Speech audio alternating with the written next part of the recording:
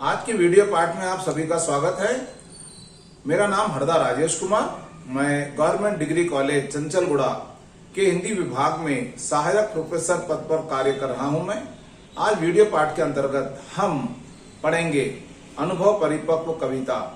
इस कविता के कवि का नाम है अज्ञेय और अज्ञेय जी का पूरा नाम है सच्चिदानंद हीरानंद वात्स्यायन अज्ञेय। और अज्ञेय जी जो है ये हिंदी साहित्य के अंतर्गत आधुनिक काल की प्रयोगवादी शाखा के प्रवर्तक माने जाते हैं ये। और इस कविता का जो शीर्षक है इसमें हमको बहुत कुछ समझने को सीखने को मिलता है ये। और अनुभव परिपक्व का मतलब हम यहाँ देखते हैं भाई अनुभव व्यक्ति को जीवन का हर उम्र के साथ अनुभव बना रहता है ये।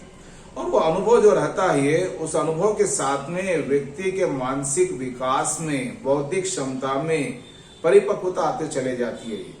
और यही जो परिपक्वता आती है व्यक्ति को जो है कौन सा काम कब कहाँ कैसे किस रूप में करना है एक तरह से उसका मार्ग प्रशस्त करती है ये।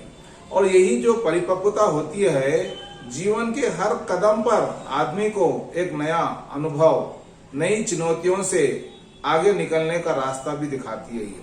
और जो अनुभव परिपक्व जो कविता है इस कविता में कवि ने भाई हमारे बाल्य जीवन से लेकर के युवावस्था तक हम किन किन दौर से अवस्थाओं से पड़ावों से गुजरते हैं ये उसको उन्होंने बारीकी के माध्यम से मतलब देखिए सूक्ष्म प्रतीकों के माध्यम से बिंब के माध्यम से उन्होंने बताने का प्रयास किया।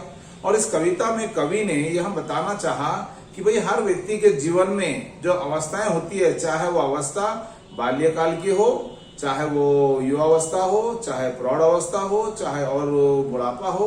तो कहने का मतलब ये है कि भाई जीवन में जो है हम जब पैदा होते हैं शिशु अवस्था से लेकर के हम अलग अलग जब हम पड़ावों को पार करते हैं अलग अलग अवस्थाओं को पार करते हैं अलग अलग दिशाओं को हम पार करके निकल जाते हैं ये।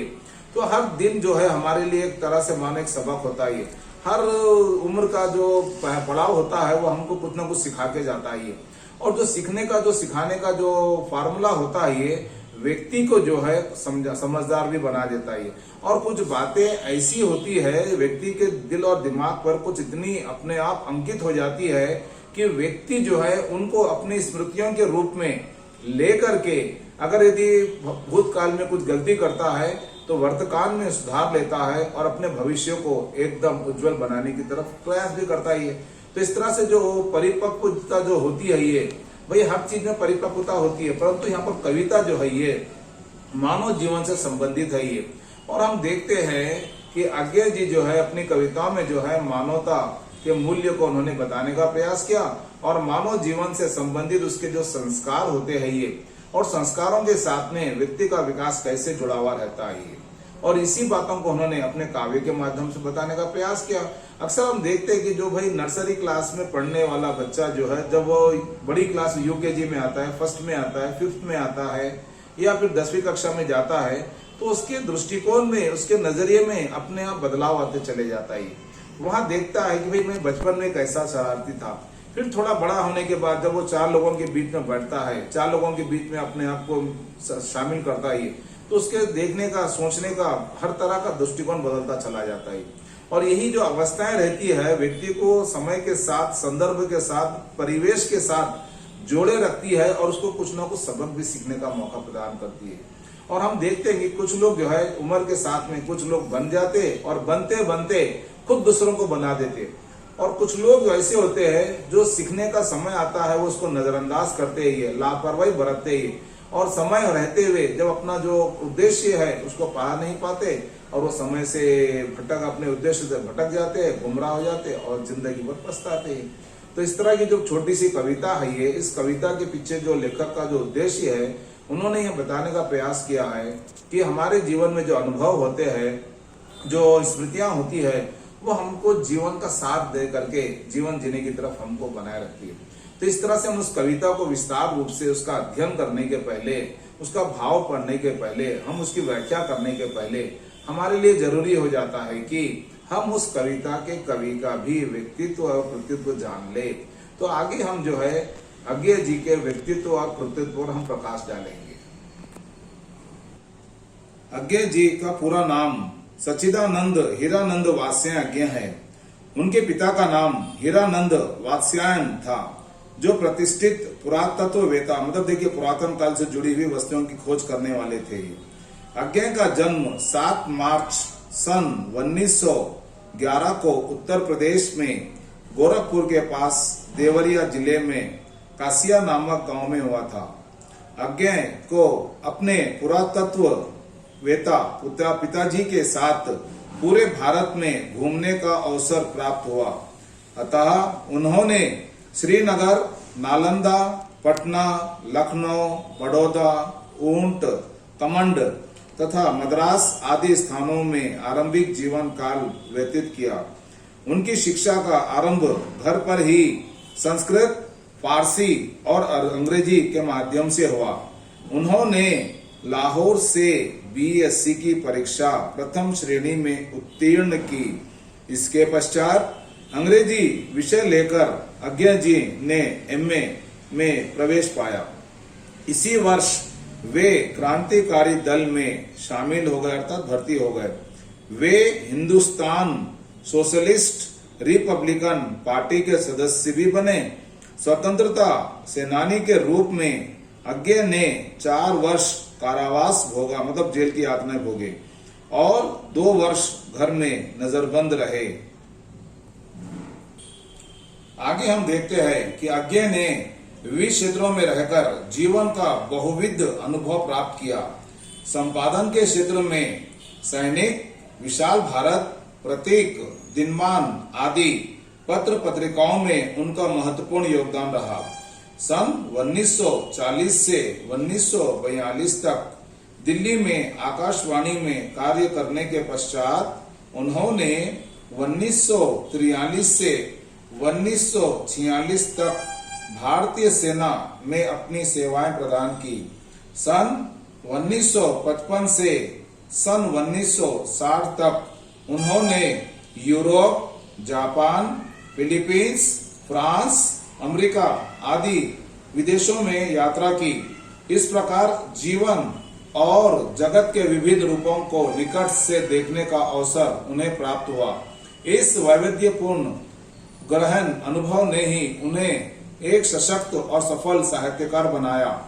अज्ञे की साहित्यिक प्रतिभा विविधमुखी, मतलब बहुमुखी रही है। ये पद्य और गद्य में उनका समान रूप से अधिकार रहा और उनकी रचनाएं निम्न प्रकार से है। जैसे हम काव्य के अंतर्गत देखते हैं, भग्न दूत, चिंता, इत्रलम, हरी घास पर क्षण भर, बावरा अहरी, इंद्रधनुष रौंदे हुए, अरि ओ करुणा प्रभामय, आंगन के द्वार, सुनहले शैवाल, कितनी नावों में कितनी बार, सागर मुद्रा, दूरवा उपन्यास के अंतर्गत देखेंगे हम शेखर एक जीवनी प्रथम भाग, द्वितीय भाग, नदी के द्वीप, अपने अपने अजनबी, कहानी के अंतर्गत विपत्गा, परंपरा, कोठरी की बात, शरणार्थी, जयदौल, ये तेरे प्रतिरूप। उसी तरह यात्रा वृत्तांत के अंतर्गत अरे यायावर रहेगा याद, एक बूंद सहसा उछली।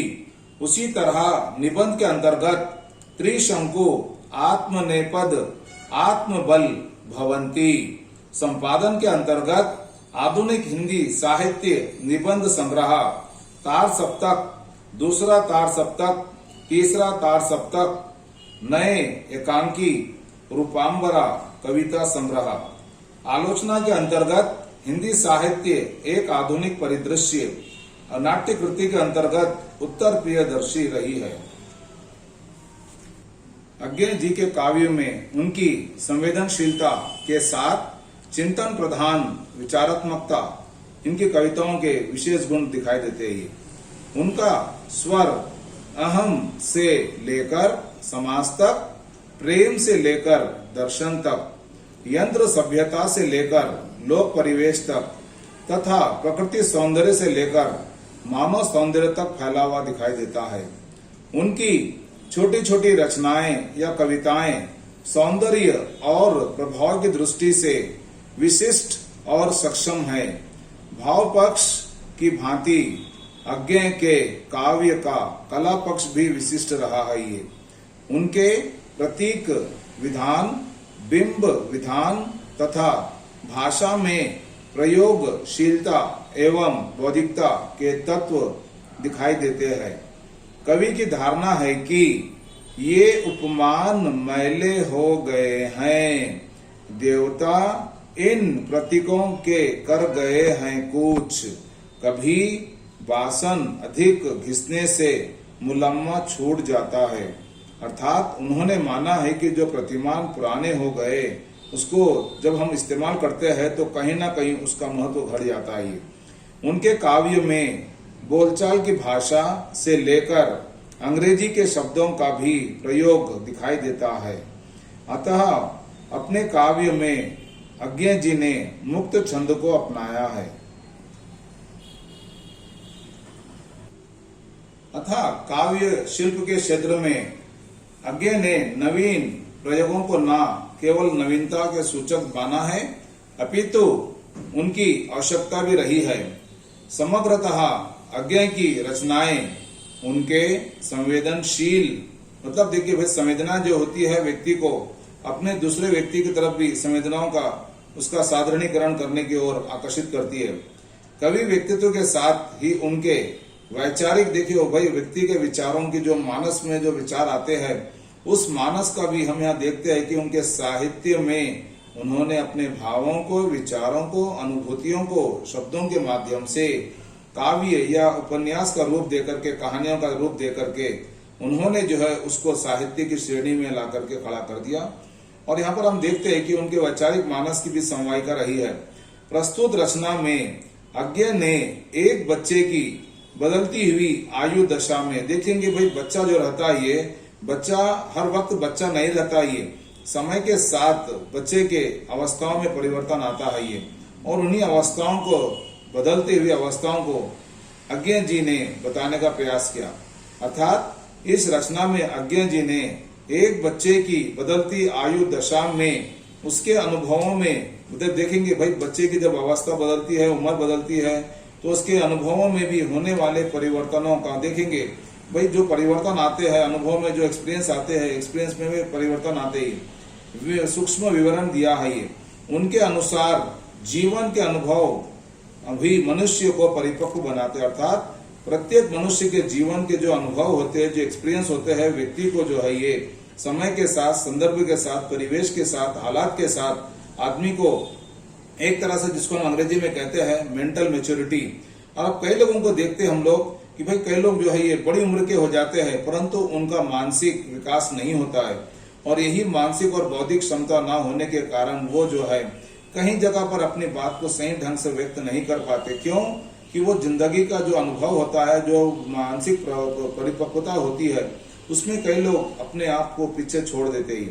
अर्थात इस कविता के माध्यम से कवि ने यह बताना चाहा कि अनुभव ही हमारे जीवन को परिपक्व बनाता है, मनुष्य को समझदार बनाता है, और आदमी समझदार बनते बनते जो है खुद भी समझदार बनता और समाज को साथ लेकर चलने की कोशिश करता ही, और समाज में अपने आप को ढालने का प्रयत्न करता ही है। और इस कविता के आगे की पंक्तियां इस प्रकार है, जिसमें कवि लिखते हैं कि यहाँ पर माँ हम नहीं मानते। देखेंगे यहाँ पर इस पहली जो पंक्ति है, इसमें बच्चा अपनी माँ से कहता है, माँ हम नहीं मानेंगे, हम नहीं सुनेंगे। तो भाई क्या नहीं सुनेंगे, मतलब बच्चा कहना चाहता है, अगली दीपावली पर मेले से बताना चाह रहा है कि अम्मा हम आप कुछ भी कहो, हम आपकी बात नहीं सुनेंगे। आने वाली अगली दीपावली पर जब हम मेले में जाएंगे, वहां गाने वाला टीन का लट्ठू देखेंगे। कि भाई बच्चा माँ से कहता है कि देखो अम्मा, जब हम कभी दीपावली के मेले में जब जाएंगे तो हमको वहां पर गाने वाला टीन का लट्ठू ही लेंगे, हम लेंगे ही लेंगे। मतलब देखेंगे बच्चा यहाँ पर लेंगे ही लेंगे जो शब्द है, इसकी तरफ कवि ने बताने का प्रयास किया कि बच्चा कितना हट करता है, कितना शरारती है ये, और बच्चा कितनी जिद करता है ये अपनी चीज पाने के लिए। नहीं हम नहीं जानते। भाई अगर माँ कहती है अक्सर बच्चों को, नहीं बेटा अभी खिलौना नहीं लेना चाहिए, बेटा अच्छे नहीं है, बेटा वैसे है, ऐसे है, वैसे, हम कुछ नहीं सुनेंगे।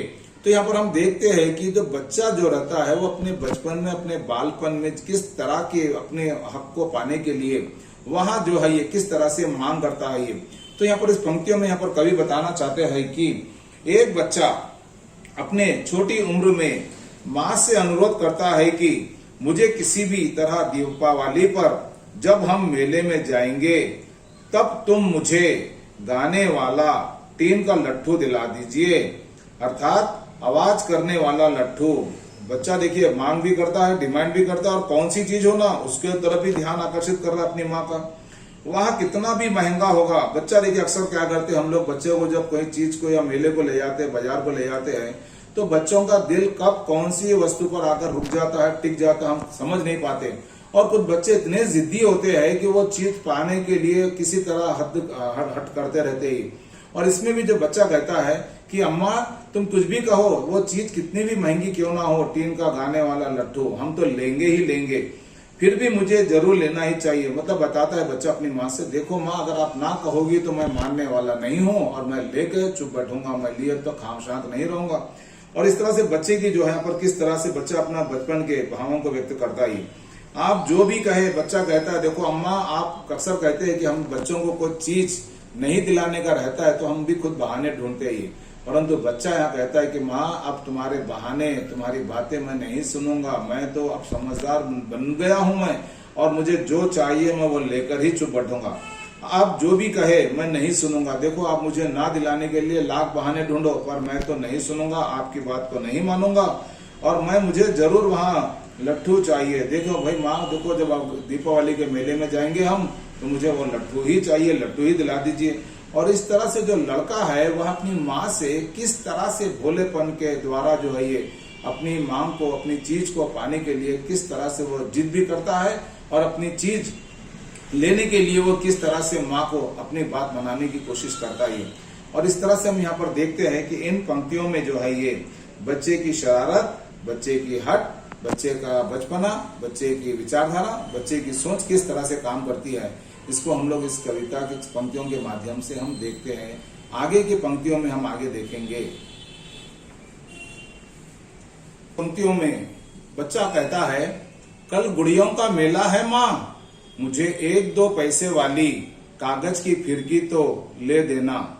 अच्छा मैं लट्टू नहीं मांगता, तुम बस 2 पैसे दे देना।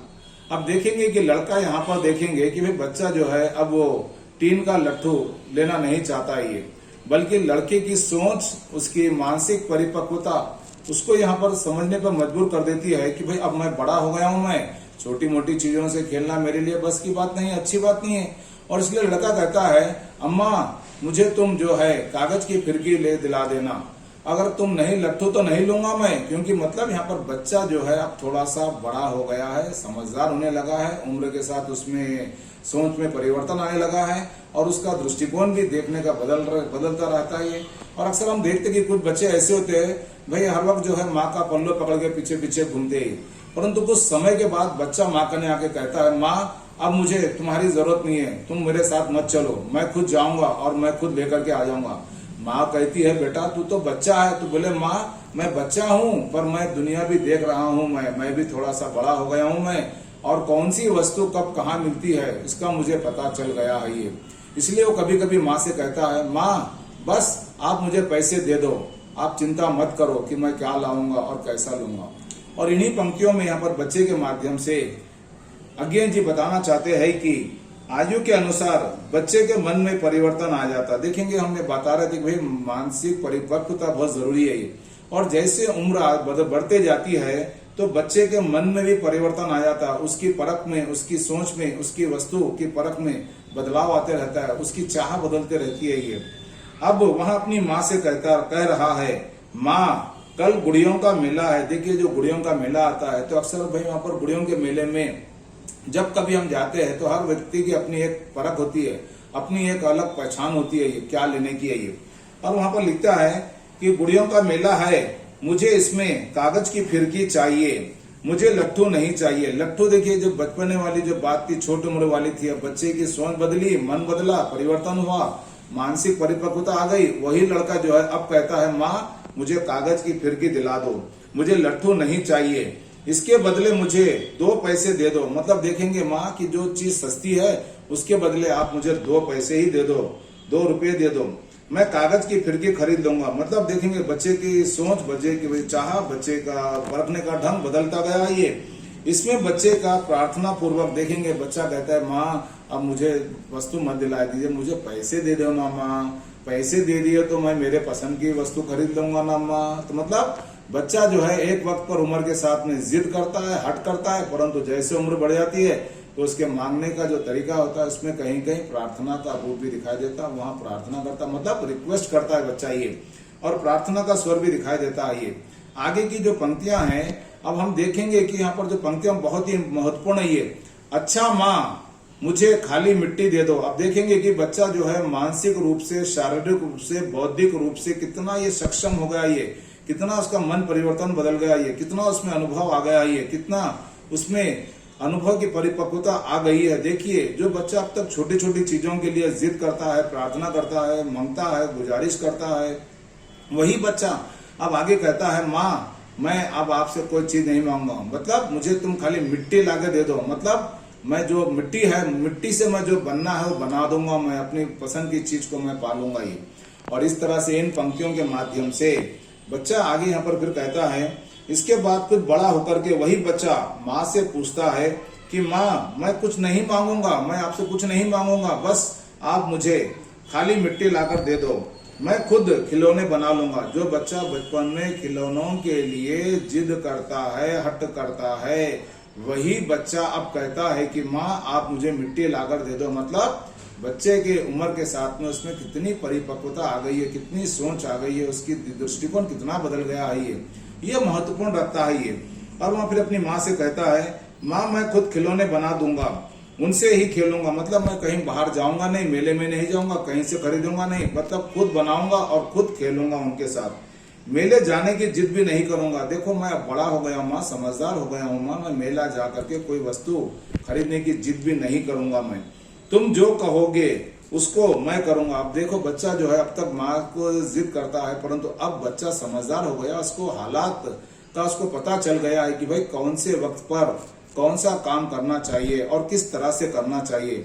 बच्चे में यहाँ पर बुद्धि आ गई है और इसलिए बच्चा कहता है माँ तुम जो कहोगी मैं उसको मानूंगा। इसमें बच्चे की परिवर्तन दशा का रूप मिलता है, अर्थात इस तरह की छोटी कविताओं के माध्यम से, इस कविताओं के माध्यम से कवि ने विशेषताओं के अंतर्गत हम देखते हैं कवि बदलती जीवन दशाओं का चित्रण सुंदर ढंग से किया है। उन अनुभवों को स्मृति में लेकर जीवन में आनंद लेने का संदेश दे रहे हैं। मानव की मनोवैज्ञानिक दशा का चित्रण बहुत ही सुंदर ढंग से अज्ञेय जी ने किया है इस कविता के माध्यम से। कवि का कहना है कि अनुभवों का सार ही जीवन है। देखिए जितने अनुभव होते हैं वही हमारे जीवन का सार होते हैं, जीवन का निचोड़ होते हैं, जीवन को बनाते हैं, जीवन को संवारते हैं, जीवन को सही जीने का रास्ता दिखाते हैं। अनुभवों को स्मृति के रूप में लेने का संदेश देते हैं। जितने भी हमारे अनुभव होते हैं उसको हमको स्मृति के रूप में लेना और उससे सबक लेना और जिंदगी में आगे हर कदम पर हमको सफलता के लिए सदा तत्पर रहने का संदेश यहाँ पर कवि देना चाहते हैं।